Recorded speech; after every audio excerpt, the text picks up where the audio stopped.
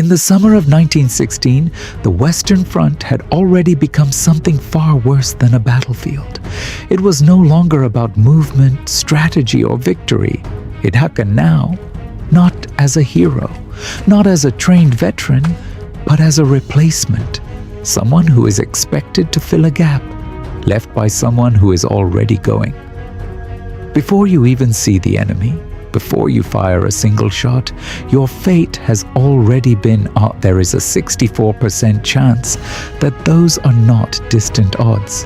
But because this war does not choose who survives based on courage or skill or experience, it is random, induster unforgiving. Here, serve it is borrowed time. And every step you take toward the front line is a step deeper into a system that was never designed to let you leave. You don't arrive at the front during the day. You arrive at night, not because it's safer, but because it's the only way you might survive the journey. The darkness hides you from artillery, from snipers, from eyes you will never see. You move in silence, boots sinking into wet earth, gear pulling at your shoulders, every step slower than it should be.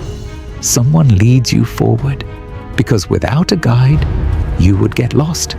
And out here, getting lost doesn't mean confusion, it means death. The trenches stretch for miles, a maze carved into the ground, narrow, twisting, endless. They zigzag for a reason. If a shell lands, the blast won't travel far.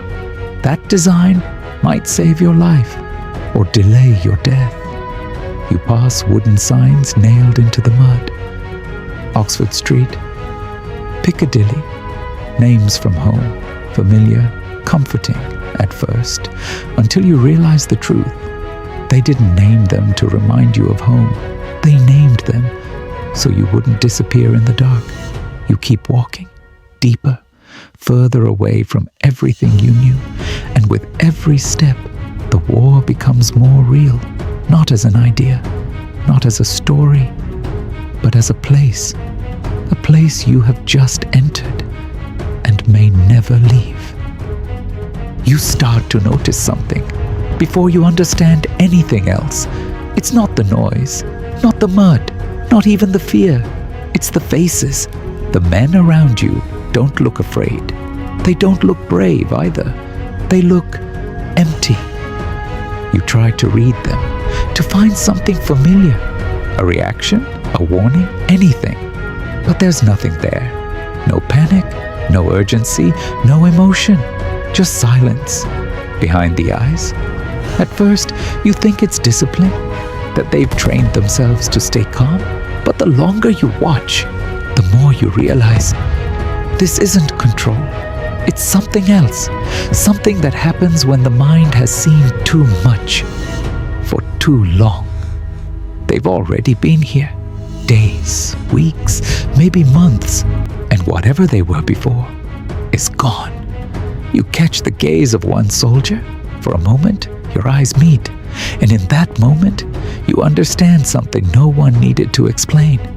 This place doesn't just kill you, it changes you, slowly, quietly, until there's nothing left to react with. No fear, no hope, just survival. And even that feels temporary. You do not hear it coming at first. There is no warning, no signal, only sudden impact. The ground beneath you erupts violently, throwing mud, metal, and air upward all at once. Instinct takes over, and you drop immediately, your heart racing as your ears begin to rifle fire cracks from one direction, while machine guns tear through the air from another. The sound surrounds you, making it impossible to determine where the danger is coming from. It feels as if it is coming from everywhere at once. This is not a clear battlefield with defined lines. It is you try to focus, to understand what is happening around you, but your mind struggles to keep pace with the intensity of it all. Another explosion follows, this time closer. The trench trembles beneath you and dirt falls from the walls. Someone nearby is shouting, but the words are lost in the noise. You look around and see men reacting in different ways. Some are ducking for cover, others are firing blindly into the distance, and some are completely still. In that moment, the reality becomes clear. There is no safe place here. There is no time to think or prepare. Every second is driven because in this environment, you're not fighting a clearly visible enemy. You're trying to survive something far more unpredictable, something that can kill you at any second from any direction. After the chaos comes something unexpected. A voice cuts through the trench, ordering everyone to stand to arms. Instantly, every soldier moves without hesitation. There are no questions, no delay. You climb onto the fire. You cannot see anything clearly. The darkness hides everything beyond the trench, but that does not make it safe. In fact, this is the most dangerous moment of the day. Dawn and dusk are when attacks are most likely to happen, and every soldier knows it. Time begins to stretch. Minutes feel longer than they should. Every shadow seems like movement, every distant sough. Then the firing begins. Rifles crack through the silence. Machine guns follow. Both sides open fire into the DD. There is no clear enemy in sight. No confer. This pattern repeats itself day after day. The S. And that is what makes it dangerous.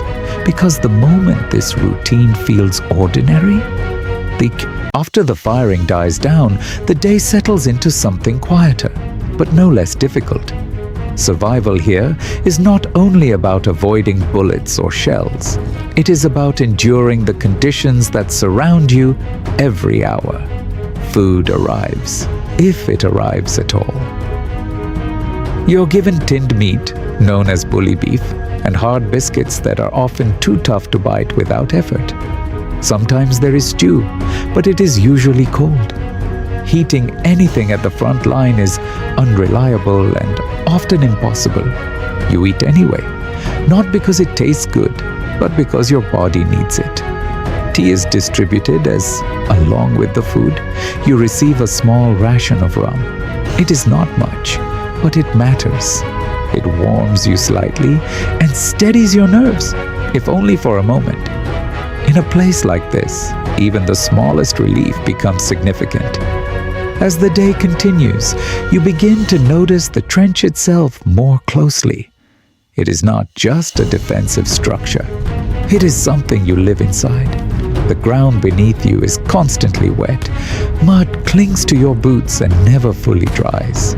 Water collects in low places, turning sections of the trench into thick, heavy sludge. Your feet are always cold, always damp, and slowly they begin to suffer. This is how trench foot begins. At first, it is only discomfort, then numbness, then pain. If it is not treated, it can become something far worse. Some men lose their feet entirely, not because of combat, but because of the environment itself. But your feet are not the only problem. Rats move freely through the trench. They feed on anything they can find, including the bodies of fallen soldiers. They grow bold and unafraid, running across the ground and sometimes over the men themselves. At night, you can feel them. Lice are even more persistent. They live in your clothing, hidden in the seams, impossible to fully remove. Almost every soldier has them. They cause constant itching and spread disease, weakening men over time. There is no true cleanliness here, no real comfort, only temporary relief. Everything about this place wears you down, not all at once, but gradually, hour by hour, day by day. And you begin to understand something important. Survival here is not just about staying alive in battle. It is about enduring everything in between. Not all damage in this war comes from bullets. Some of it crawls. You begin to feel it slowly. At first, it is just an itch, easy to ignore, something you brush away without thinking. But it doesn't stop. It returns, again and again, until it be the lice are everywhere, hidden in the seams of your uniform, in your collar, your sleeves, your bedding. You cannot escape them. Almost every man has them, and over time, they begin to spread something worse: disease. It starts with fever, a deep, exhausting heat in your body, then headaches, pain behind your eyes. Your muscles begin to ache, your strength fades, and suddenly, you are no longer a soldier. You are a patient. This is trench fever. It doesn't always kill you, but it removes you from the line for weeks, sometimes months. And in this war, being removed is not always a bad thing. But the disease is not the only thing living here. The rats are still with you, growing larger, bolder. They feed on what the war leaves behind, and they are never far. At night, you feel them moving, sometimes across the ground, sometimes closer than that. And after a while, you stop reacting, because reacting changes nothing. This is another part of the war, the part no one talks about, the part that doesn't explode, doesn't shout, doesn't announce itself. It just stays, quiet, persistent, wearing you down until your body weakens and your mind begins. You never see it coming. There is no face, no movement, no warning you can trust. Only the sound, distant at first, a low rolling thunder somewhere beyond the horizon. And then, closer, faster, heavier. The air itself begins to change. You feel it before it arrives, a pressure, a vibration beneath your feet. And then, the impact. The earth explodes, not once, not twice, but over and over again.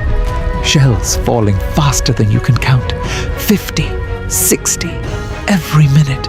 There is no rhythm you can follow, no pattern you can predict. You press yourself against the trench wall, as if that could protect you.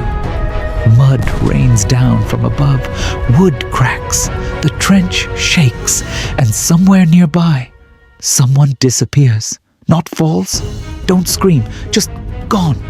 This is artillery, the most powerful weapon of the war, the one that kills more than anything else. You cannot fight it. You cannot see it. You cannot escape it. Even in quiet moments, it finds you. A single shell, a random strike. And that's all there is to it. They had a word for it. Wastage. Loses that happen? Without a battle? Without movement? Without warning?